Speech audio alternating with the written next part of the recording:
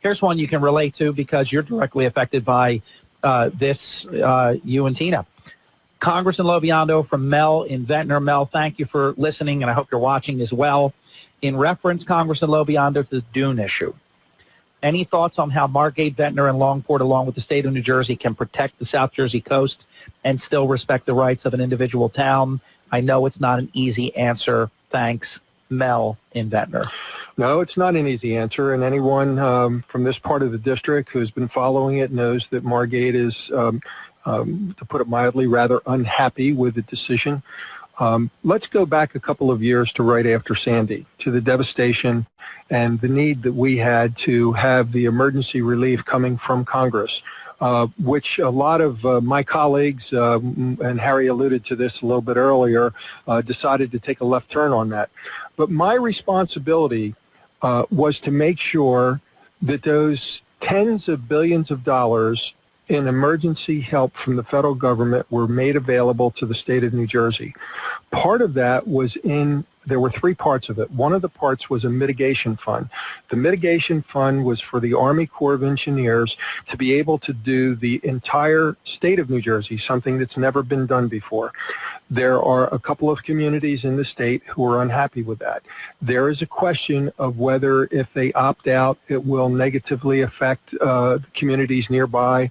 I know that the mayors of Ventnor and Longport recently made a statement, I think a pretty strong statement, about needing to do the project on Absecon Island. I've had a number of people who have asked me to weigh in on this. My responsibility was to make the money available.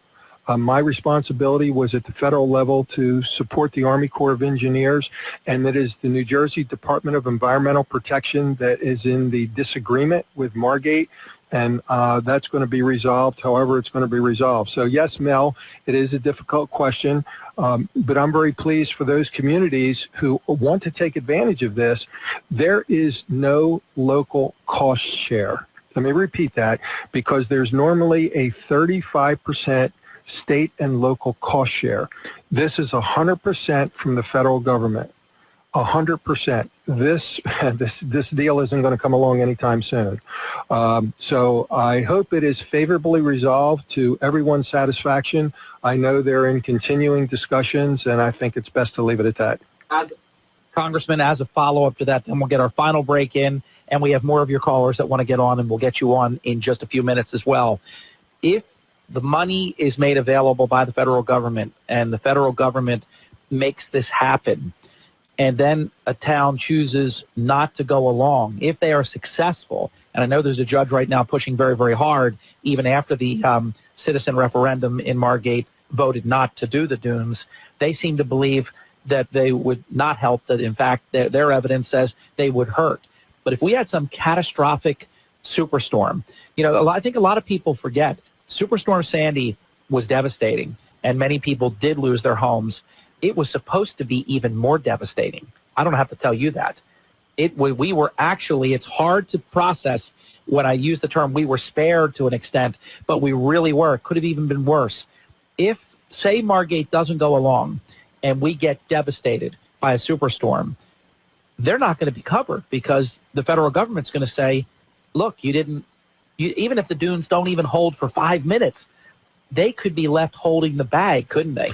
Well, that brings in FEMA, and that is a much bigger question. And as you... Could somebody say, though, you did not help yourself? Well, I don't know the legality of it, but I've heard that mentioned. Yeah. And we have to remind ourselves that the damage that we suffered was not from the ocean side. It was from the back bay. It was from the rising waters.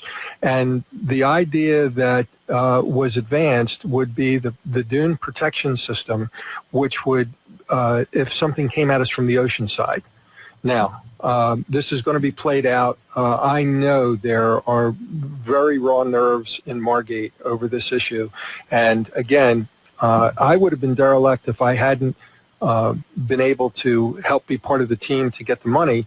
But it is not the Army Corps of Engineers who's driving it. It is the DEP that is driving this, and that is the state of New Jersey. I mean, they're adamant they want these dunes. They do.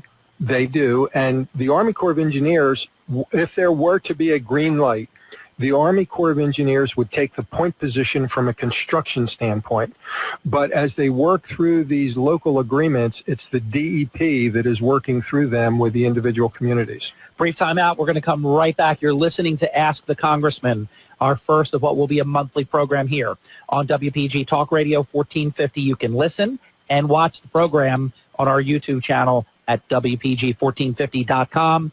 More of your phone calls in just a few minutes. Stay with us.